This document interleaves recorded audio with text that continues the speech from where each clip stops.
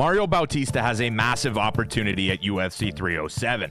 Having competed in the UFC since 2019, the over 5-year veteran of the organization has now figured out his best way to succeed, nabbing 6 straight wins including 3 finishes and the biggest win of his career over Ricky Simón in January. Today we'll have a look at the highlights of the MMA Lab prospect, Mario Bautista.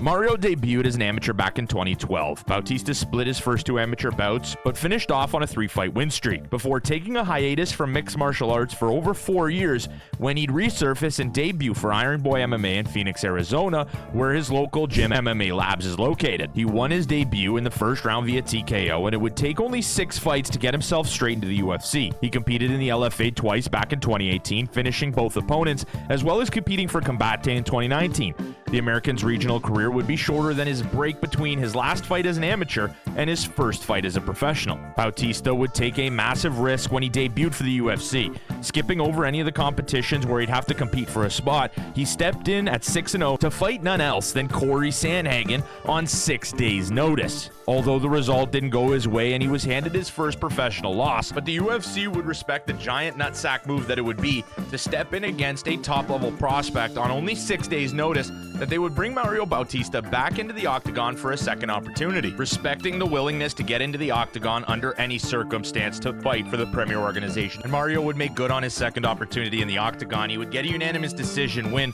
over a South Korean opponent, but he would also earn Performance of the Night honors, which would get him again another fight in the UFC, where this time again getting a Performance of the Night, he would actually get a finish against Miles Johns in the second round. But Bautista would find himself in a familiar spot, taking a fight on short notice against the surging Trevin Jones, who was riding 3 in a row, and Mario Bautista would suffer his second loss in his career, and this would be his last loss to date all the way back in 2021. Though he came out with the greatest head of hair I've seen in a while. He would bounce back against Jay Perrin, and then he would put together 3 straight stoppage victories before getting an opportunity against Damon Blackshear on UFC 292, where his teammate Sean O'Malley would headline the event and ultimately capture bantamweight gold against Aljamain Sterling. And again, as I mentioned in the intro, he would get his biggest win of his career, in my opinion, in 2024 when he would take on Ricky Simón on the main card of UFC Fight Night Ankalaev vs. Walker 2.